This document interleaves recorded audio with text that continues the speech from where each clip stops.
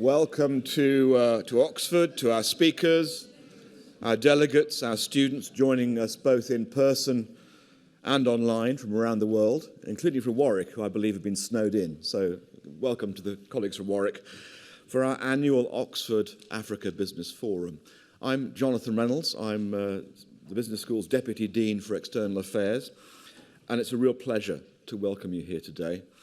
Let me start by celebrating the fact that this is the 14th Oxford Business Africa Forum. And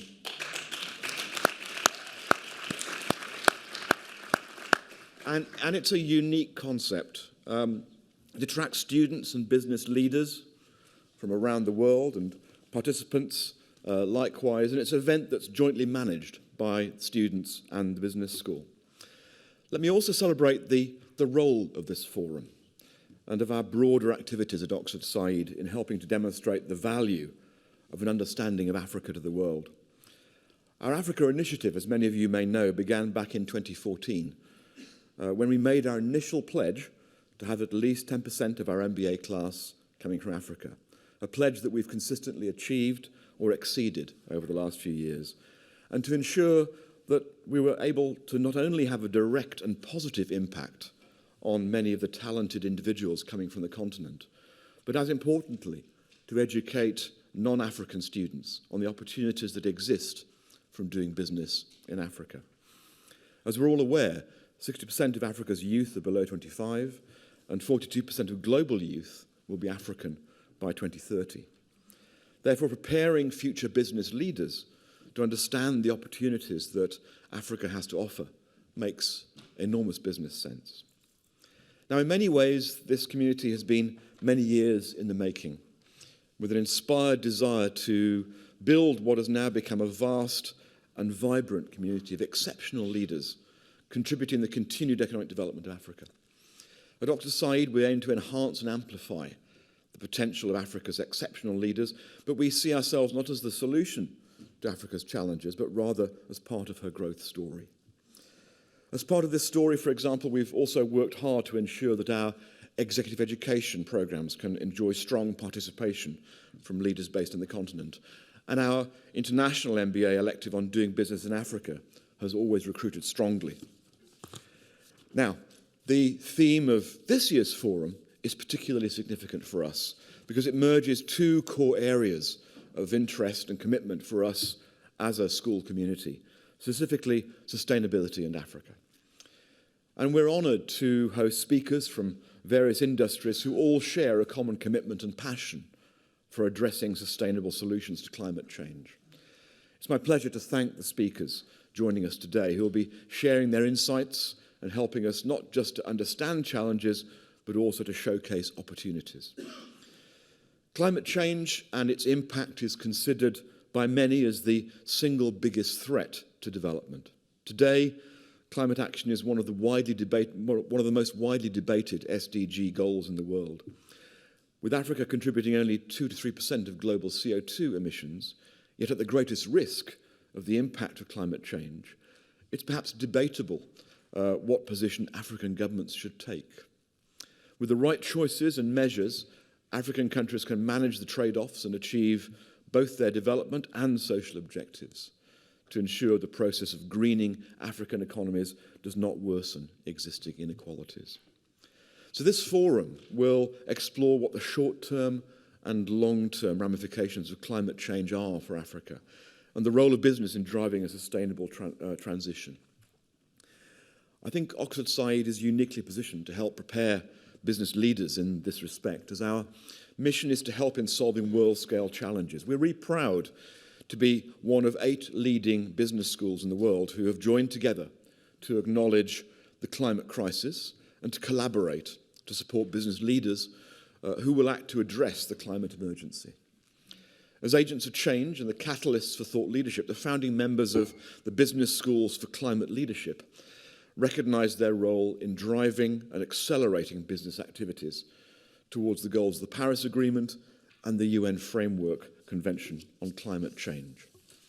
And recently, the BS4CL Africa was launched amongst a cluster of forward-thinking universities in Nigeria, Kenya, Morocco, Egypt, and South Africa. Now, through the discussions that you're going to have today, we will aim to showcase the huge potential for building new industries across Africa that will focus on addressing the impact of climate change. We hope that the forum can inspire and mobilize young Africans, just like our MBA students, into making real changes in the ways that we work and live. As a business school renowned for tackling global systemic challenges, I believe we understand the complexity of the crisis and the need for a multidisciplinary approach to seeking solutions, both internally and externally. We recognize the need to bring sustainable investment to Africa, as some of the most severe temperature and climate changes are predicted to occur in sub-Saharan Africa. But also the region is directly and indirectly exposed to the transition risks associated with climate change. The conversations I hope you will have today will discuss preparedness of governments and the private sector in the continent to tap into the economic growth opportunities in achieving net zero.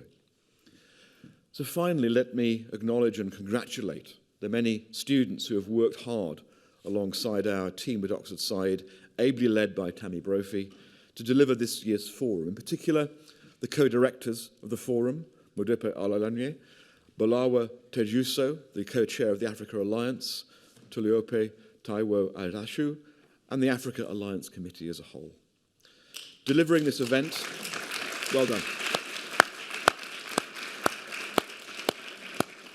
Delivering this event is a tremendous collaborative effort, and I know how hard you have all worked to make this today happen. And it's an effort where we as a community can draw on that vast experience and insight of our student and alumni community and create meaningful connections for all our speakers and delegates.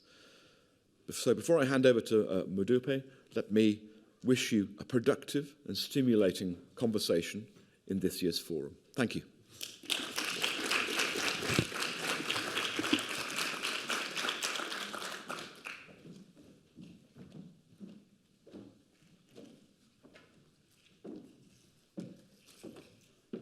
Thank you so much, Jonathan. Hello, everyone. Hello, everyone. Good afternoon. It's so good to see you today. This forum has been months and months in the making, and seeing you all here today just gives me so much joy. So thank you so much for coming. This year's forum has been built around the theme, Africa, a Sustainable Path to Prosperity. As we all know, the global community faces significant challenges due to climate change. Our planet is experiencing extreme weather events, rising sea levels, and loss of biodiversity, amongst other things. However, should we be concerned as Africans? Is this really our problem to solve? I mean, given all the pressing challenges we face on the African continent, sustainability, really? I know that these questions are on the minds of some of us, especially us Africans, but in recent times, we heard of the wildfires in Algeria, to the catastrophic floodings in South Africa, South Sudan, the Democratic Republic of Congo, and just last year, even my own country, Nigeria, where floods killed over 600 people and also affected the lives of over 1.3 million. Dr. Frederick Otto, a prominent extreme weather scientist, commenting on vulnerable populations across Africa, stated, and I quote, "The biggest impact of climate change is not so much that single events have been made more extreme, but that there are even more extreme weather events in a region that already has always suffered from high natural variability and vulnerability. Just small changes in the number of extreme events are already having a huge impact." And so the question to us is, if not us, then who? Who should be having these conversations? Can we lead some of them? This forum is an opportunity for us to share ideas and best practices on how we can transition to a more sustainable future.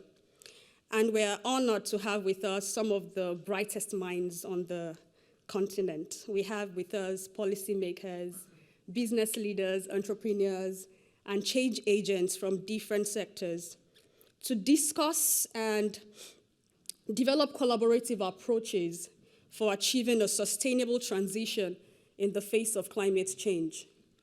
We hope that through open and honest conversations, we can learn from each other and develop concrete solutions that will enable us to create a sustainable future for our planet.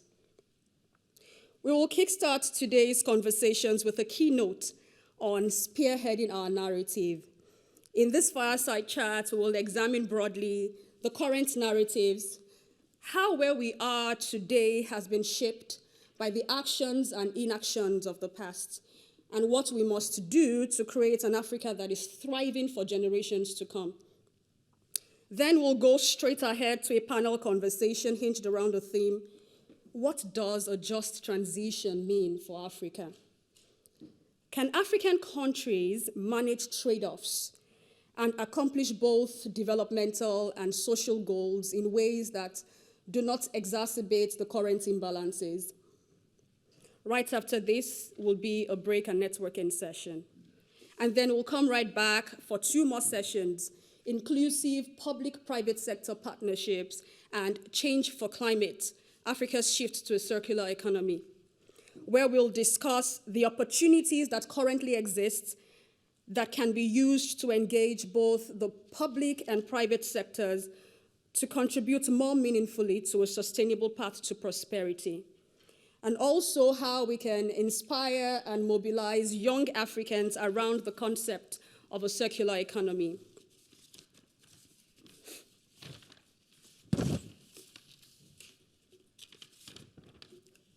We'll then take a shorter break and return for the final panel session for the day, discussing finance as a tool for sustainable growth. Thereafter, we'll close out and head out to the marquee for drinks reception. We are honored to have the caliber of speakers we have here today. These are 11 men and women who have distinguished themselves in their various fields of expertise and carefully selected to do justice to the theme of today's event.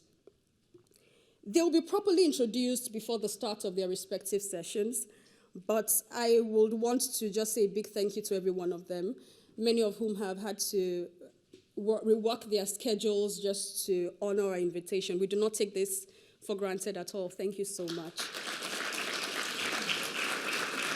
Thank you. Now to everyone here present, members of faculty, both within the Said Business School and the wider Oxford University community, alumni, friends from other universities. I know we have some from London Business School. Could you please show by wave of hands? London Business School, Cambridge. Okay, fantastic. Thank you so much for coming. And then my fellow students, I am confident that this forum will be productive and inspiring for everyone. You have made out time from your busy schedules to be here. Make it count. Every part of this program, the content, the flow, the networking sessions, have been carefully planned with you in mind. All of this was designed for you. We invite you to fully engage in the discussions and the activities, and knowing that some of us have interacted in some way with the theme of this event within the African context, we encourage you to also share your experiences and insights, as this would make for a mutually enriching time here. We hope that this forum sparks new ideas, collaborations, and partnerships that would help us address the challenges of climate change. Before I leave, I would like to say a big thank you to the leadership of the University of Oxford and the Said Business School in particular for its continued focus on Africa and ensuring strong African representation on many of the business programs.